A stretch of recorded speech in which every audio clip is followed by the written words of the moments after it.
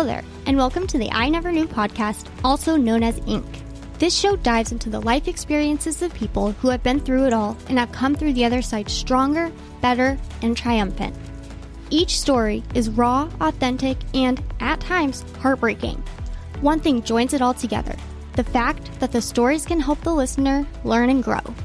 Hosted by life coach Maureen, she sits down each episode with a new guest who will empower the listener to set out on their self-discovery journey and start to heal. Now you'll be joined by Maureen and her special guest. Please enjoy the show.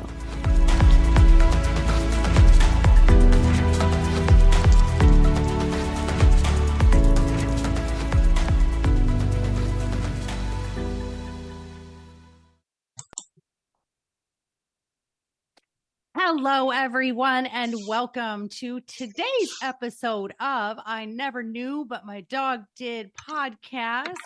I am Maureen Scanlon, your hostess with the mostest, or life coach Maureen, as most of you know me. I am so thrilled to have my next guest on. First of all, I feel like I should introduce him with an Italian accent, so I may just do that. Everyone knows that I'm big on laughter and humor, and dad jokes are my thing. But he is so exciting for me to talk to for two reasons. First of all, I'm a crime junkie. And second of all, I love humor. And we're going to combine both of those with my next guest. So my next guest is Vic Ferrari. Hey, che si dice? Come si va? Ciao? Capisci? I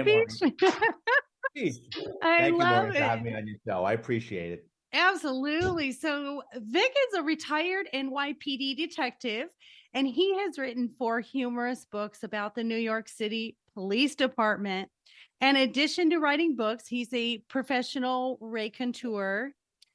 Yes, I had to look that up, and I'm a vocabulary freaking junkie, and I'm going to tell you all what that means. You want to know what that means? It means, here we go.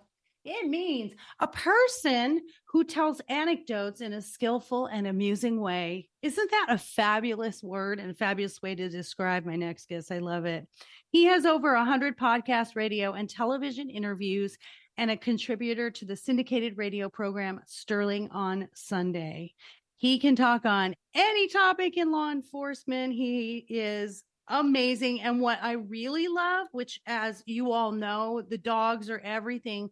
He says when he's not writing, he's picking up after his neurotic Irish wolfhound. And we're going to get into some dog stuff too, because obviously I'm all about the doggies. So welcome, my friend. How are you? I'm doing great. And again, thank you for having me on your show. I was looking forward to this interview. I feel like I have a high bar, though. You know, when someone says, I've been on hundreds of shows, I'm like, oh, Jesus, all I do is just chit chat here. So, Like what we were talking about earlier, how we met through Podmatch, which is a service. It's like internet dating, putting podcast hosts and guests together. Sometimes the questionnaire will ask, well, what shows have you done? And it's like, I don't have time to list these things. So and I hate to come off as, like a know-it-all, but I have done over 100 radio, TV, podcast interviews. Well, my listeners know that this is going to be at the top of the list. So when next time they ask you, you're going to be like, oh, I was on that one podcast I never knew, but my dog did. You got to check that one out. So I'm hopeful. And it's a bad problem to have that you've been on so much and you're so popular. It's like, for you were picked first all the time when in school, when someone wanted to pick a team, right? I wouldn't go as far as to say that, to promote my books. I scour the earth for podcasts, radio, and TV interviews. Sometimes they reach out to me, but most of the time it's me doing the homework and finding shows that will, what we're talking about off air, that's not going to be a pain in the ass. It's going to be fun to go on, and it'll be a good forum for me to promote my book. So it's definitely, the onus is on me looking for these shows. All right. We won. That's a win for me already, because you scoured the earth and found me. So obviously the theme of my show is I Never Knew.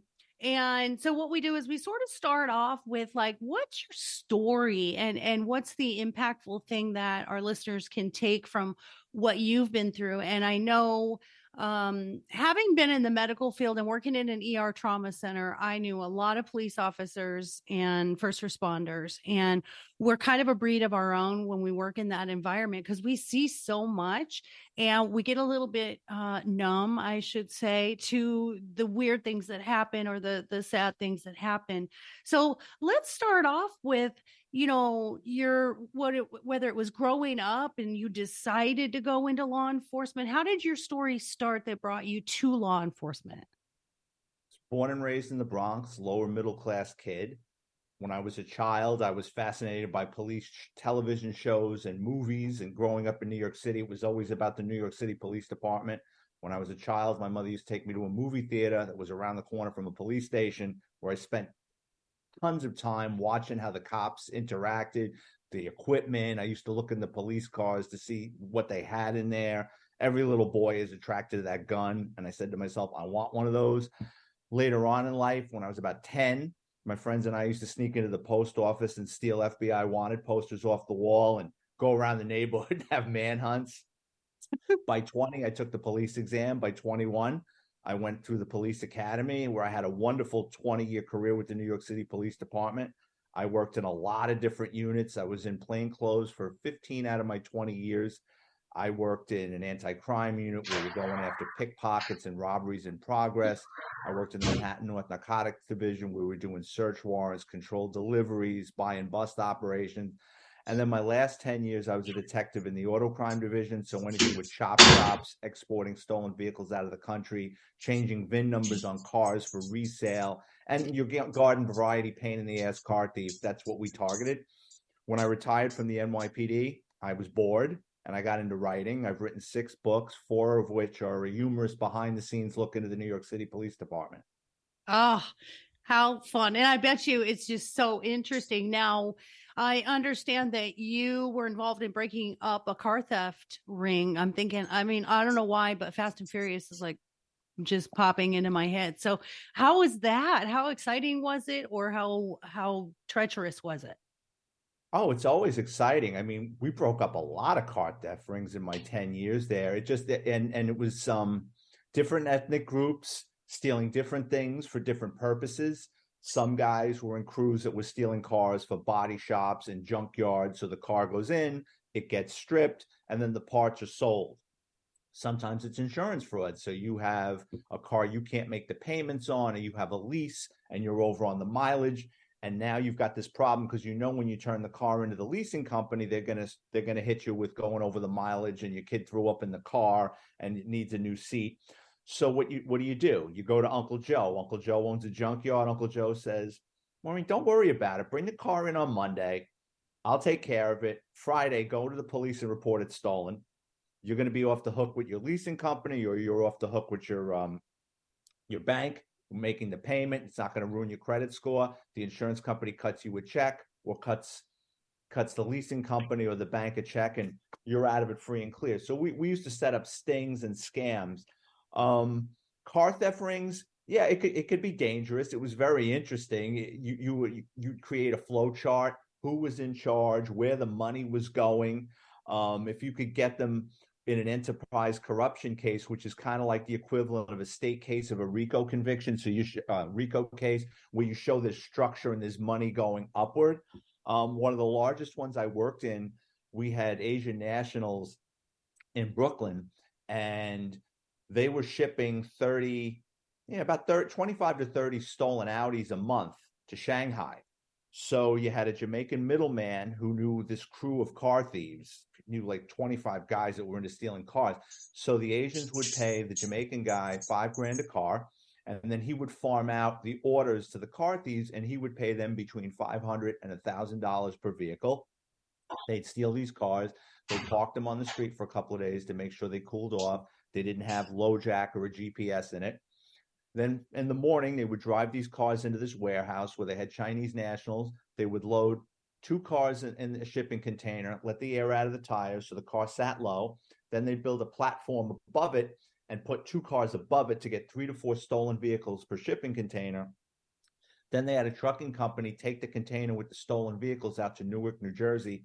They were put on a train. railed across the United States, and then they were loaded on cargo ships in Long Beach, California, where they were shipped to Shanghai. My gosh. You know what amazes me is, these criminal masterminds, if they would take that intellect and that genius that they do and all those, all those logistics that they're so good at and put it for something good. Imagine, how different this world could be. It just absolutely floors me. That's so interesting. Now, I want to ask you, were you working there? Well, you had to for 20 years, working during the 9/11 when that happened. Oh yeah. I was there. I was down there walking around by 1:30 in the afternoon. Oh, tell me about that. Tell me what you saw, how you felt. Well, I probably would have perished if not for someone being late coming to work. That morning, my office was in the Bronx, and I was supposed to sign up an informant. I had to go down to Manhattan Criminal Court and meet up with a district attorney and the possible informant's defense attorney to hammer out a deal to get him out of jail. And I was supposed to be down there by 9 a.m. My sergeant didn't come up to the office till a little after 8. And I'm on him. Come on, we got to go. We got to go. We got to drive downtown. We got to so then we put the television on and we're watching it. The second plane hit. So we knew it was terrorism at that point. We were told to get in the uniform and stay there. And in the afternoon, we were just walking around down there, and it was wild. I mean, it was not a lot of people down there. Everyone had fled below Manhattan, which was eerie. You had debris flying all over the place. It looked like twilight because the sunlight had difficulty getting through all the dust and asbestos and everything else that was flying around down there. Everything was covered in that stuff. And I always tell the story, as we're coming down Broadway, you'd see hundreds of pairs of women's shoes. So all the women that worked on Wall Street and in the towers when they were fleeing couldn't run in heels. They just ran barefoot and threw their shoes. And I always say, when we got up to the pile, it was like that scene in Planet of the Apes where Charlton Heston's looking at the Statue of Liberty head and like, I can't believe what I'm looking at. And I was down there until about 5:30 in the morning, 6 o'clock in the morning. They dismissed us and they told us to come back for the following day. We did that for about the first week, and then they pulled us out, and then they were rotating us in and out. Wow. Were you in the recovery, or just were you just maintaining, nothing was getting security? recovered. Nothing was getting recovered the first day. Nobody really knew what to do. I was on the bucket brigade, where we were like ants going up a pile of sugar and just passing buckets of debris that got sorted down the line. Then later on, they had us, I remember a week or a couple of days later, they had us going on rooftops on buildings to see if anything had made it on top of a roof. Like we found a piece of a landing gear. I remember that, like a week later or a couple of days later on Murray Street, we found like a piece of a landing gear that had jumped like blocks. Yeah. It was quite a distance. I couldn't believe it had made its way up there. At the dump, since I worked in the auto crime division, they had us, when the heavy equipment came and they started pulling large sections of debris and trucking it out to this abandoned dump in Staten Island, they had us with different tools like the jaws of life and stuff. And we were opening up these crushed vehicles to make sure no one had perished in the cars. Wow. Oh, that's impactful right there. Cause you don't think about that. Everybody was thinking everyone was in the buildings, or, those who had, sadly jumped. You don't think about, possibly the crushing of people. So that's, wow, that is fascinating. So tell me about your most, I don't know, weird arrest or scary arrest, or tell me a fun story that's out of one of your many books. Oh, I've got so many. I'll tell you a funny one. Early in my career, I had just gotten put in plain clothes, and we were getting killed with people stealing cars and breaking into cars in the precinct. So we saw this guy get off the train on Broadway, and he looked homeless.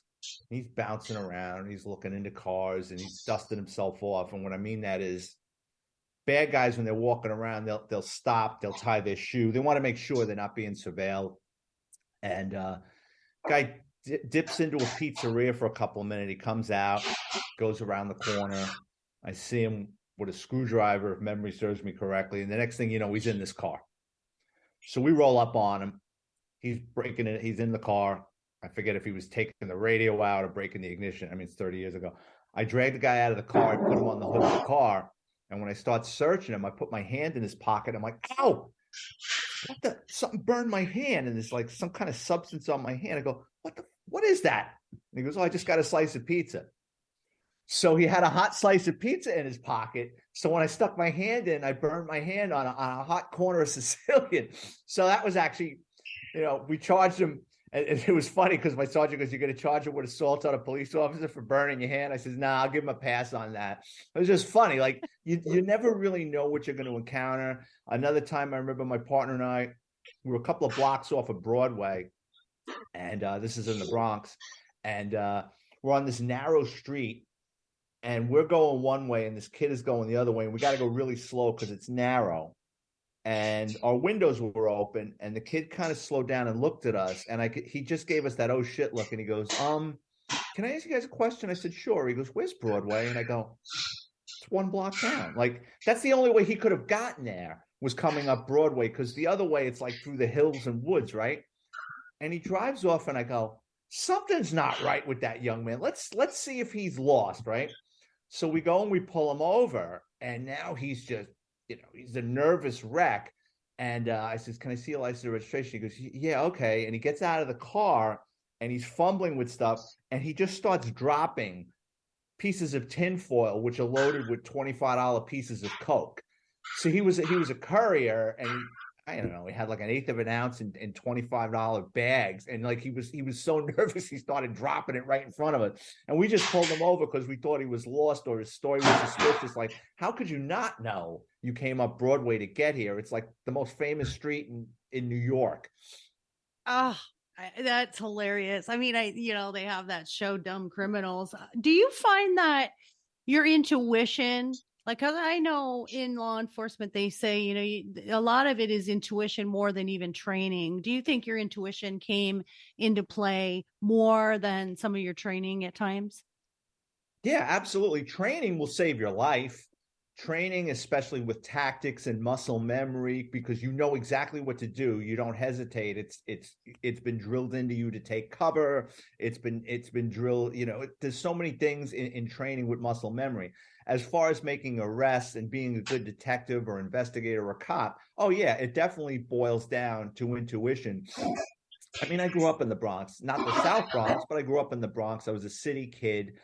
The New York City Police Department at any given time hires anywhere from 250 to 2,500.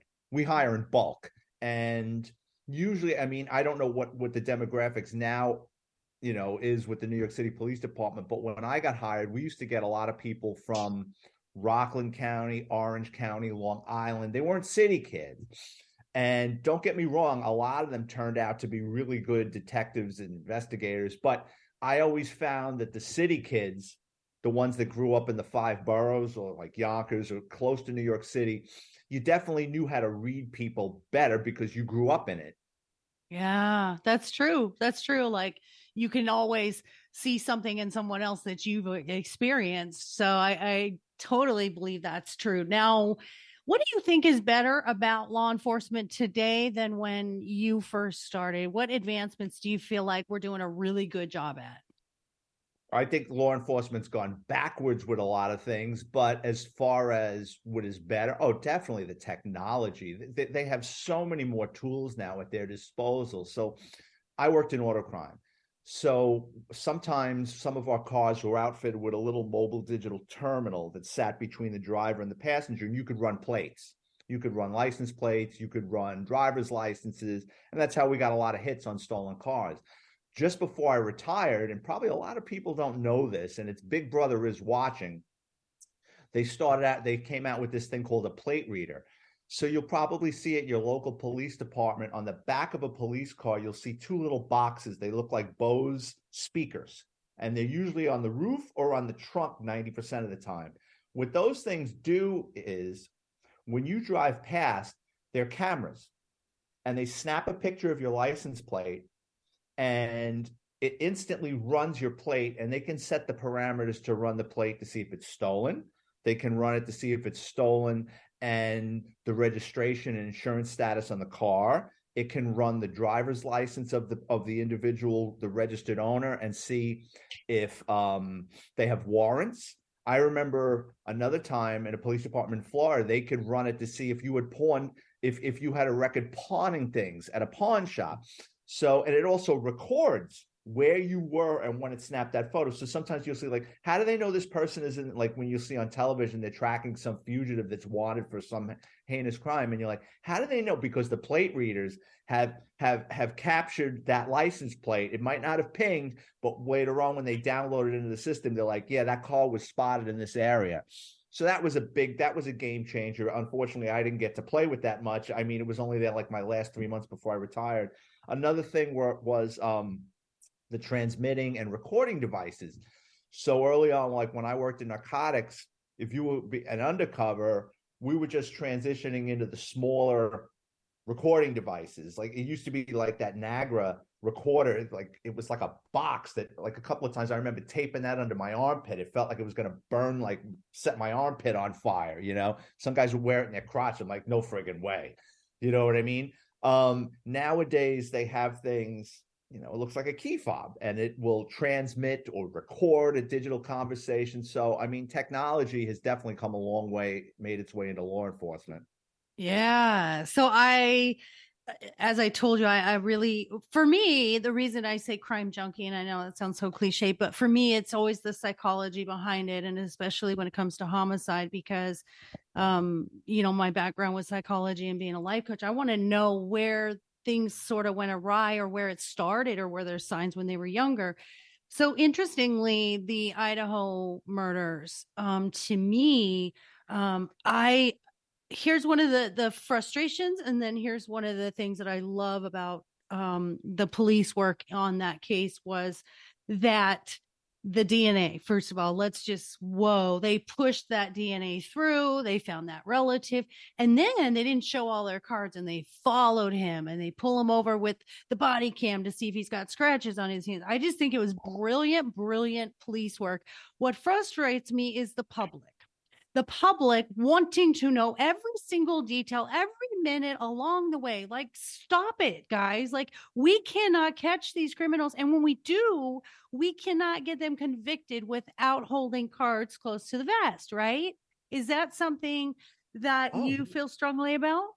Yeah, well, and I mean, I couldn't have said it better myself. Yeah, people, especially nowadays with the internet, there's so many television shows and forums and groups and Facebook and Instagram pages of true crime, right? And everybody watches these shows and they want to be a cyber sleuth, and it's fun. I'm sure it is for someone that's not from that world. But the reality is, a lot of times I see them getting on the police like they have no leads. Yeah, they have leads. They're just not going to share it with you because, like you said, that guy was monitoring what was going on.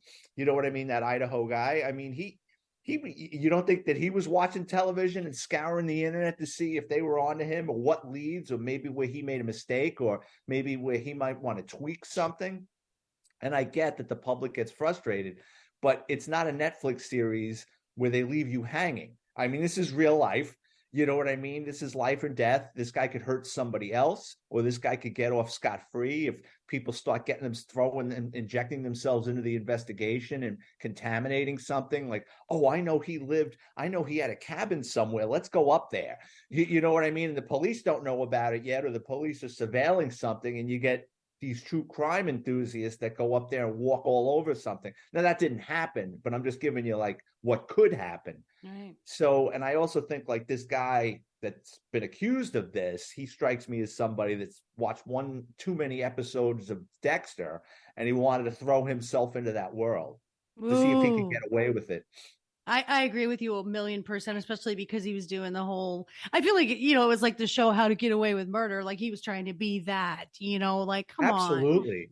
on, and being a PhD student and being actually, going for his master's and being actually a teacher in this, and he threw them off too when he said, something about when he got arrested. Well, did you get the other guys or whatever? Like, he's no fool. And I think that's the thing with the public is like, if it was your daughter or your son who got murdered, you would want the case to be tight-lipped, like let them gather everything they can. This guy is not a mastermind, let me tell you. I mean, he left a trail of breadcrumbs right to himself. Well, I mean, some criminals, I mean, really, I'm talking about like serial killers, and I mean, they're highly intelligent people. They've just gone the wrong way. And I mean, I've locked up people that have committed homicides before, and there's more, and they're not going to tell you. People think on television, like they'll watch Law and Order, and at the end the guy says, I did it, and I'm glad I did it, and I did this and this. Does that happen? Once in a blue moon. But for the most part, someone that's a sociopath, this is how they roll. They're not going to tell you, you know what I mean? Unless you absolutely have them in a box, and they're never going to go anywhere. I just watched that episode. It's on Netflix. It's called Crime Scene, the Times Square Killer. Actually, my old partner is a homicide investigator. He narrated that show. That guy who's a serial killer, he's been in New Jersey State Prison for decades, and only now he's starting to confess to some homicides he committed in New York. Why?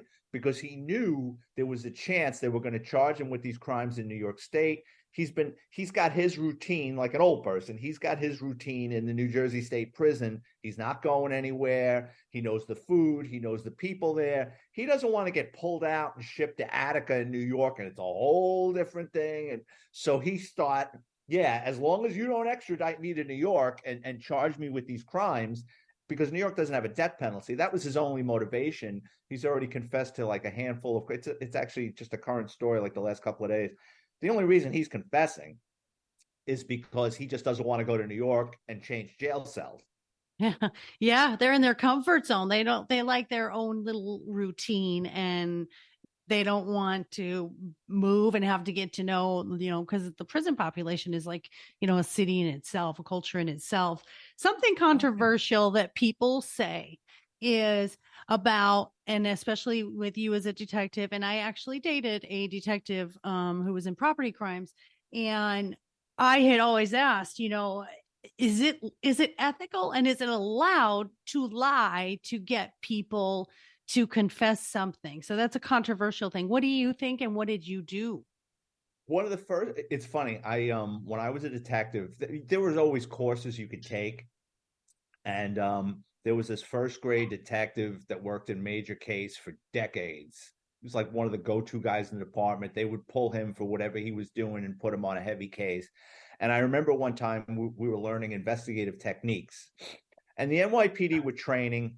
I really wasn't a fan with a lot of the training, because the NYPD, unfortunately, it's such a large bureaucratic place that sometimes the people doing the training, they were inside people. They hadn't put this to practicality. But like when you would get a guest speaker like that, you would listen, like I was like a child, and I like listen, and, like we were all like, okay, here's somebody that we can really learn from. And I remember that he was interested in us, and we were interested in him. And one of the detectives was asking a question about a bluff, which I guess is like what you said, like lying, or a bluff, like trying to get somebody to confess. And he said, you can go with a bluff, but here's the thing. If the guy figures out you're bluffing, he's not going to take you for real. And it's going to be over, because he knows he can't trust you.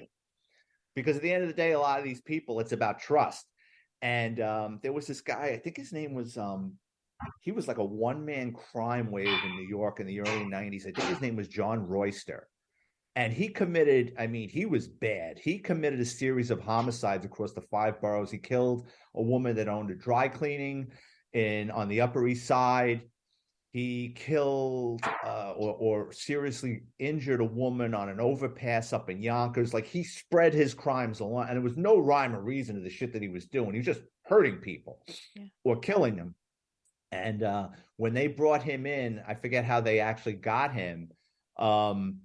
This detective was interviewing him, and the guy, was confessing to things, and he goes, well, I guess that's about it, huh? And he goes, well, John, that's not just it. And he said he didn't bluff. He didn't throw out there or bring things up that he thought he could be involved in. And the guy confessed to something else. And then he said, that's not all, John. And the guy just kept talking. So he said, be careful throwing some ridiculous thing out there because it could backfire on you. Yeah, it's almost like coaching someone or like, you know, when they interrogate in trial, you know, they're leading questions, just try to get them to fill in the blanks. What do you think as far as women on the force, and do you think women have certain strengths versus men have certain strengths? What are the things you saw differently in the genders? Oh, definitely. Early in my career, my partner and I were buzzing around a short stay motel and ran a plate. The car came back that it was wanted. I mean, it came back on the plate. The car was wanted an abduction of a juvenile female. Basically, what it was like a 13-year-old girl and her 18-year-old boyfriend had fled New England, and they were on their way down to Florida. And I found the girl and the guy in the motel, and we locked him up, brought them into the station house. There was drugs involved. And, interviewing a 13-year-old girl for rape or statutory rape, I didn't feel comfortable with at that point in my career. I was only a patrolman. I was only like 25 years old. I went to one of the female detectives who was 10, 15 years older than me, who I'm friends with to this day. And I asked her, I said, would you mind speaking to this young woman, because I really don't know what to ask. I really don't want to put her off. And she clams up. And yeah, women definitely serve a role. I mean, as far with criminal investigations, and sometimes suspects and witnesses feel more comfortable talking to a woman. It just depends, you know. I've seen it the other side of the coin where bad guys I'm not talking to her. You know what I mean? So for whatever reason, the female rubs the guy the wrong way. So you kind of got to mix and match sometimes. Well, and I think psychology wise and, you know, what we talk about a lot on my podcast is, you know, just past experiences, and they call it transference, you know, so it's like, oh, I had bad experiences with women. Certainly don't want to do an interrogation with a woman because they're going to, you know, be definitely more combative or just clam up. So tell me, oh God, what was my next question? It was really good too. Tell me, have you ever experienced seeing someone get arrested or convicted that you were like, ooh, I know that they're innocent? Because I know everybody in jail is innocent, right? But I mean, have you ever really had this gut instinct like, man, I just don't feel like that person did it? Well, I wouldn't arrest them. But not even one that you did, but like someone else even that you had heard of. You know, it doesn't have to be. I trust that you always arrested guilty people, so if I thought somebody, no, I mean, if I thought somebody arrested somebody for a false crime, I would have spoken up. You can't let that go on. But I can state how New York works. I mean, there's a lot of checks and balances. I mean, there is. I mean, you have to, in New York, when you make an arrest, that day, afternoon, evening, or the following day, you have to meet. The person is not sprung from jail until you meet with the district attorney and you discuss the facts and circumstances of that case.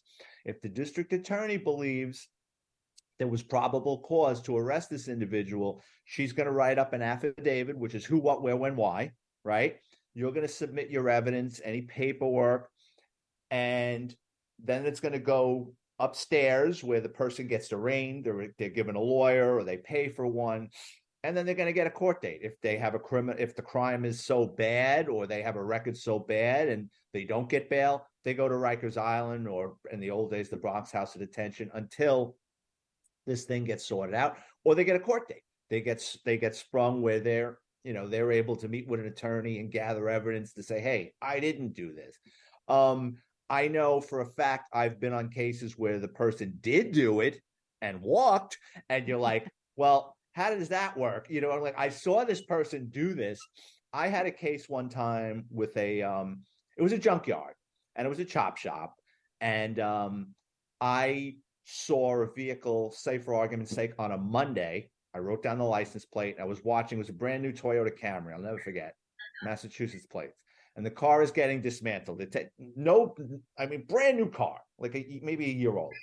Perfect condition. They're taking the hood, the door, the fenders off, but I run the plate, does not come back stolen. I'm like, okay.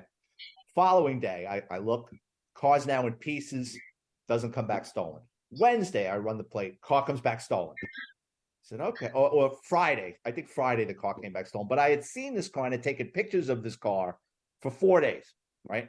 The woman walks into the police station on Friday morning and says, Thursday night, I parked my car in front of my house and now it's missing. I don't know who took it. Well, that's a lie because the car was in there on Monday, Tuesday, Wednesday, getting chopped up into little pieces. So that's a give up. That's insurance fraud, right? We let her file her. We said, all right, let's see if she made a mistake. So we let her file the report. She reports the car stolen, right? A couple of days later, I get a warrant. I hit the place. I recover a couple of parts of her car, right? 30 days later, she files a claim with the insurance company with the same story. Friday, I don't know who could have taken my car. Do you know who's, nope. Thursday night was the last time I saw it. Well, it was Monday. So we arrest her for insurance fraud. And I remember the district attorney breaking my balls. He goes, he didn't want to take it to trial. And he goes, she's saying that she had that car on Thursday. I go, here's photos and a time-stamped computer printout when I first saw the car on Monday, Tuesday, Wednesday, Thursday. Friday, she reports it's stolen. The car was in pieces. There's no way she could have had it. It couldn't have been in front of her house. So we took it to trial, and reluctantly she was convicted. But I've been on other things like that. Same scenario where you've got them locked in and a jury just didn't feel that way and they walk. But there's nothing you can do about it. I mean, that's the system. Yeah, that's for sure. And we could talk forever on how broken the court system is, because I don't call it a justice system. I just find that, we've got a lot of work to do there. So let's talk about Vic, the man. So tell me what you know now that you didn't know before, how law enforcement and that career that you've had has changed your view of humanity or of purpose, because that was your purpose in life and still is to write about it. So what do you know now? What has it helped you with? Well, I mean, a 20-year career in law enforcement, especially where I worked, it definitely changes you. I mean, I'm not that carefree kid I was when I went into the police academy at 21 years old. I mean, I'm more cynical now about things. I'm more weary of things now. When you work in law enforcement for that long, and it's cliche, but it's true. Most cops, you go into a restaurant, you're sitting with your back against the wall because you don't want anybody getting behind you. If you're out someplace in a public place, your back is against the wall, like you're standing you're working on a foot post and you don't want anybody to get up behind you. When I'm driving, I always leave a car length in front of me at a light or several feet, that if someone's going to carjack me or I got to get out of there, I can go left or right. You're not going to be able to box me in. When I walk into a restaurant or a store, I'm always looking through the glass and I'm watching how the patrons and the people working there behind the counter are interacting and their body language. I don't want to walk into something that's really bad. I got into writing because I was bored. I learned how to write out of necessity. I was bored out of my mind when I retired, and my friends and family said, you got all these wild stories, you should really get into writing. And I did. I learned how to write. I learned how to put together a series of books. And then just because you write a book doesn't mean it's going to sell. Then I had to learn how to market my books. And I go on radio and television. People like yourself are nice enough to put me on your forum because that moves books. And if you don't make yourself interesting and you can't tell a story and you can't explain what you're doing, why would anybody take a chance with their money and time to buy one of your books? You know what I mean? Yeah, absolutely. As an author myself of two, it is the biggest lesson that I learned was you can't just write a book. It'll sit on a shelf and, collect dust.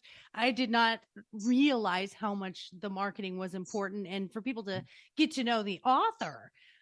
So tell us the newest release that you have out. What's the name of your new book? Well, I got away from writing about the NYPD. My last book was called Confessions of a Catholic High School Graduate, and it's about growing up in the late 70s, early 80s. I'm a public school kid up to eighth grade. And the book opens up. We're sitting around the dinner table. My father goes, "Hey, next year you're going to Catholic high school." We don't even go to mass. Like, we were Catholic. We weren't holy rollers. And he says, "Well, you're a clown. And if I send you to public school, you're going to be a bigger clown. So pick a school run by the men in black." And it's just a story about that time period of me being a wild, rambunctious kid, getting into trouble quite often, and how I didn't want to go to Catholic school. And I went kicking and screaming. And that and the New York City Police Department were the two greatest things that ever happened to me. It installed discipline in me, and there's consequences for your actions. And it helped me become the person I am. Yeah, that's really great. I love that you say that, because, we could go one way or the other. And I'm sure you saw it a lot, in your neighborhood. It's like you got a fork in the road. And, I love that your parents were like, we're going to kind of get you on the right road. And I'm sure your family was so proud of you, and probably to this day is so proud of your service. And Well, that fork in the road was a salad fork. And in my neighborhood, you either went civil service, a certain percentage went on to college, and then the rest got involved in organized crime or bummed around the neighborhood. So, like, I knew what I wanted to do. And my father, was a great influence in my life. He would always say, "Don't hang around with this kid, or don't hang around with," yeah, it's fun, but there's going to be a price to pay hanging around with this kid. And a lot of the people that I had to cut off aren't no longer with us anymore. You know what I mean? They got into drugs, they went to jail. So, I made a decision early on, probably about sophomore year of high school, like, I had better knock off the crap that I'm doing and the people I'm hanging around with. It's like, there's a chapter in my book called Running for Your Life. And I was. A bunch of times we were doing crazy crap and we got chased or sometimes beat up. There's a chapter in the book, we egged the ice cream man. He was an old guy and he used to come around the neighborhood, and he got into an argument with one of my friends, and we egged his truck. And a couple of days later, we hear do like, is he coming back? Let's get more eggs. And we all loaded up. And the guy slowly pulled up to the block, and he's smiling. I'm not going to say what he said on your podcast. You'll have to read the book, but it was lewd. And he had this big shit-eating grin. And out of the back jumps his nephews and grandchildren with baseball bats, and they're chasing us around the neighborhood. So I'm like, oh, look, yeah. So there's a whole chapter of stuff like that where, I was lucky I didn't get hit with a bat, but it was like a Trojan horse, a Trojan ice cream horse. Completely. So your books are available on Amazon. Should they just, since you have so many, should they just look you up by your author name, and then they can go choose to buy all 6 of them? Yeah, if you want to check out my books, just go on Amazon, go to the book section, type in my name, Vic Ferrari, like the car.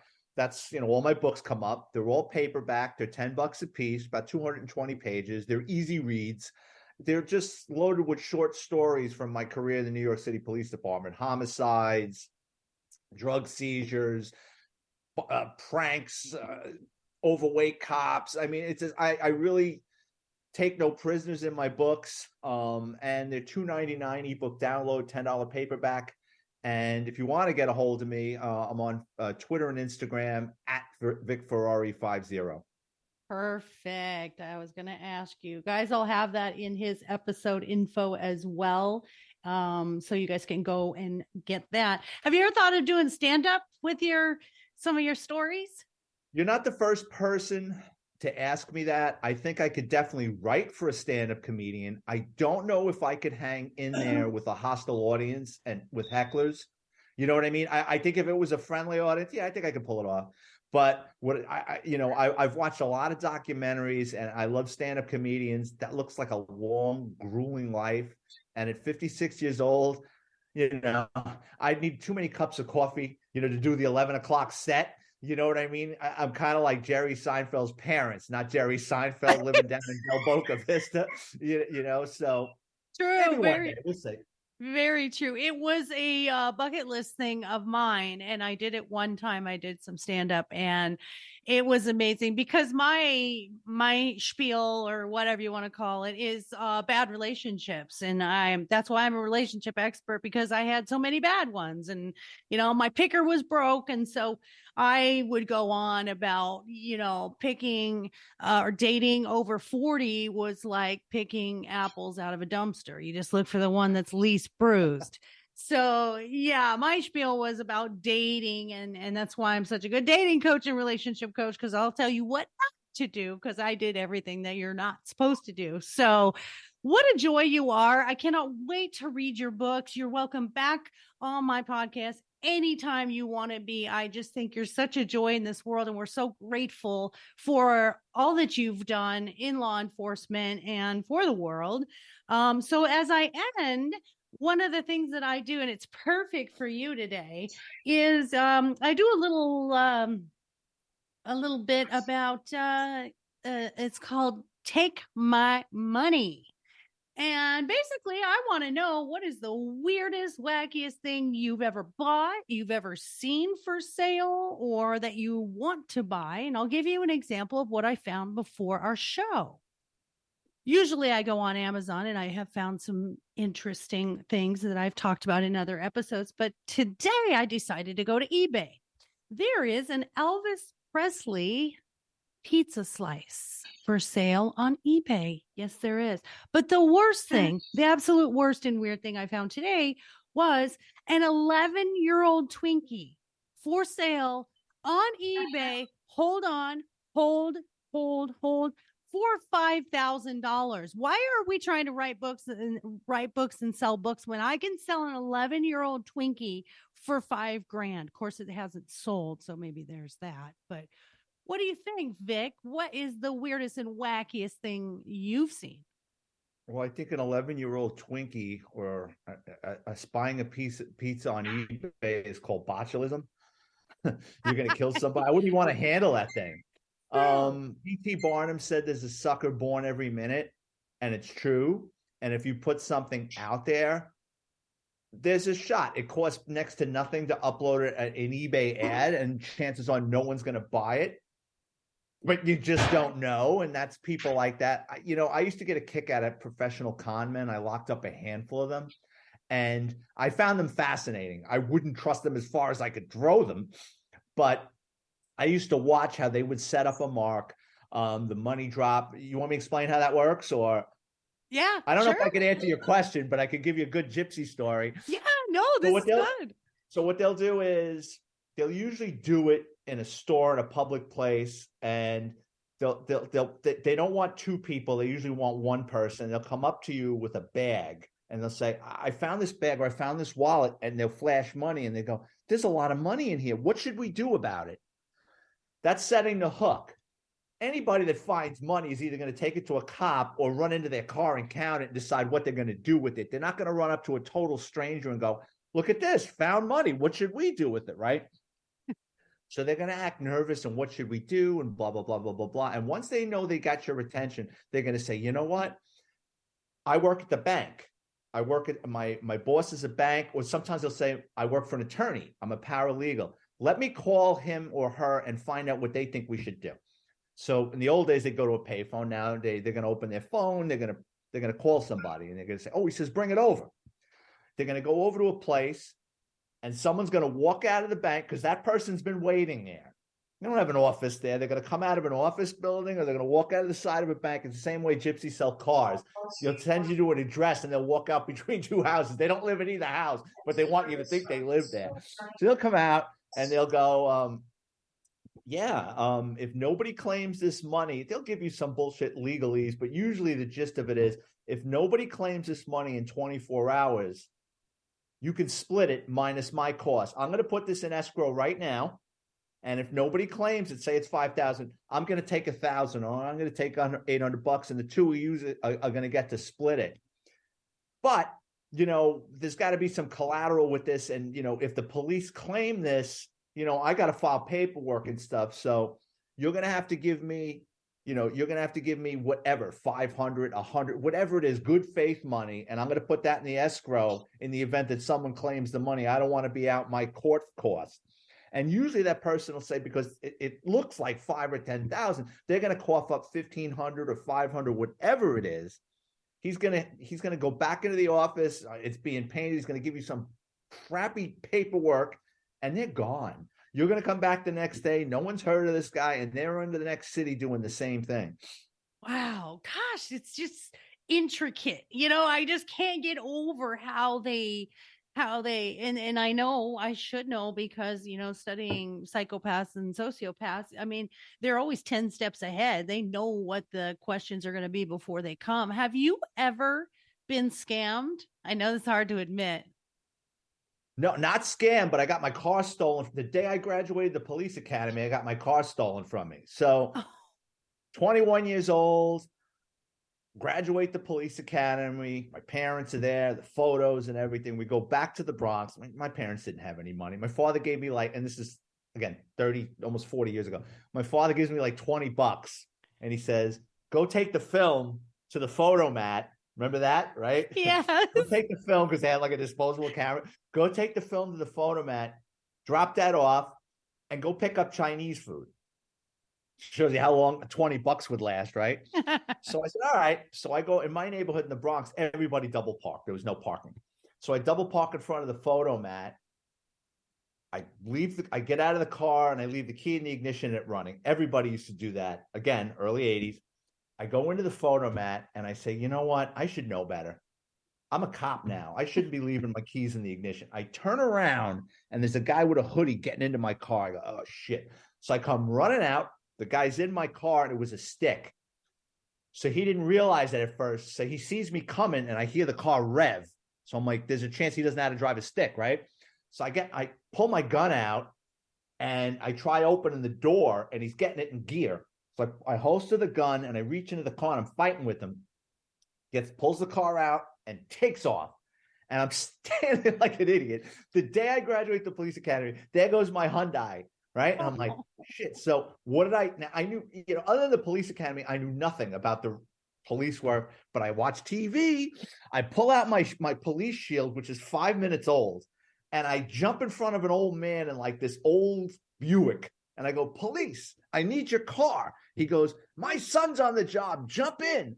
I jump into this car with a 70-something-year-old man, and he's chasing my car. And he's like, I always wanted to do this. My son's a cop. Where do you work? And he's cutting people off. And I'm like, oh, shit. What have I gotten myself involved in, right? P.S. He's old. We lose my Hyundai, right? So he drops me off at the police station.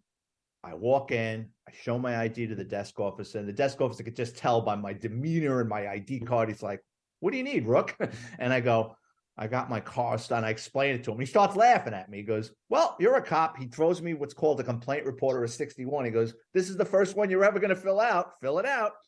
So I fill it out. I give it to the desk officer. He goes, we'll try to get your car back, kid. So he gets on the radio and they're putting it out every half hour. There's an MOS member of the service got their car stolen. It's a blue Hyundai. If you see it, right? I go home. My father's like, where's the Chinese food? I go, Dad, we're going to have to take your car. My car got stolen. What? Where's the film? I go, I still have. Anyway, so a couple hours later, the phone rings at the house. Got your car back. So I go back to the police station. They go, we got your car back. Kid took the radio. We locked him up. And the funny thing is, I went to middle school with the guy that stole my car because he did look familiar. What had happened was he turned into a crackhead. He was just roaming the neighborhood looking for an easy mark. I made it easy for him. I left the keys in the ignition. He must have seen me get out of the car and noticed it was the dead of winter. So you probably got the condensation coming out of the tailpipe.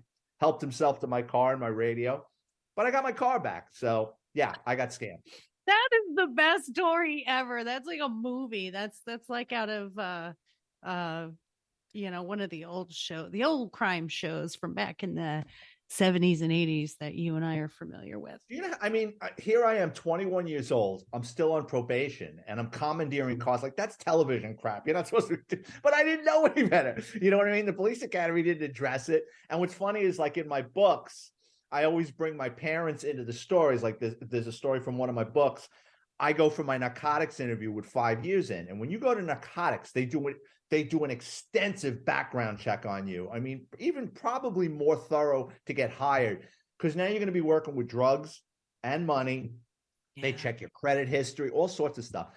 So, and they also push your buttons at these interviews to see, because you're dealing with a lot of prisoners. They want to make sure you're well adjusted. You know what I mean? So I'm going for this interview, and there's a lieutenant from Brooklyn Narcotics, and he's looking at my paperwork, and he goes, he starts asking me questions about my dad, and your dad with his criminal history. I'm like, my dad's a butcher. My dad's never been arrested before in his life. And he goes, oh yeah? He goes, well, ask your dad what happened in 1950 something. I'm like, so I go home that night, and I'm telling you, it was like an episode out of Seinfeld. I'm starting to ask my father questions. He goes, yeah, it was a long time ago. And my mother starts getting worked up. She says, mind your own goddamn business. And as I'm trying to get this out of my father, my mother's like, what are you, a cop? And she's like slamming pork chops down on the table, like trying to distract me. And my dad got in trouble a couple of times as a young man, and he straightened out his life. But I didn't know this crap. And I find this out 5 years into my NYPD career. And it's like, I'm like in a floor show at dinner theater with my mother yelling at me, mind your own business. And my father's trying to explain it. And he's embarrassed.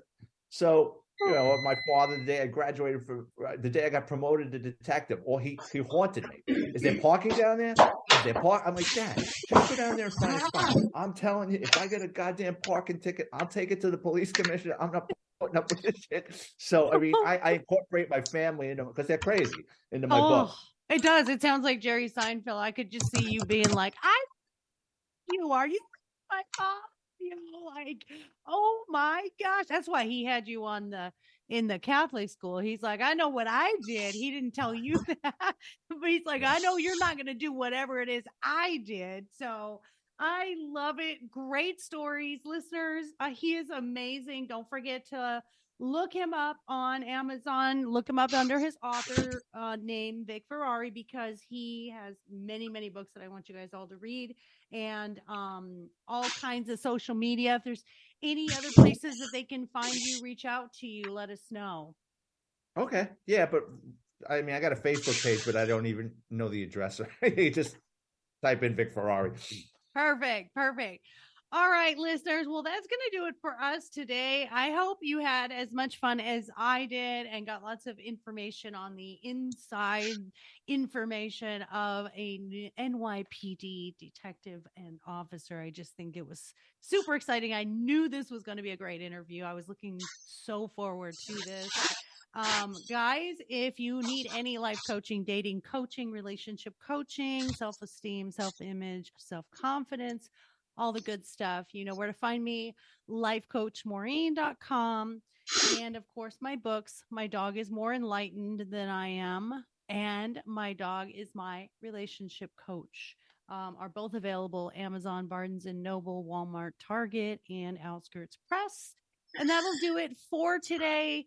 Everyone, take care of yourselves. Be well, be happy, and be safe in the spirit of today's episode. Be safe out there. Be situationally aware, please.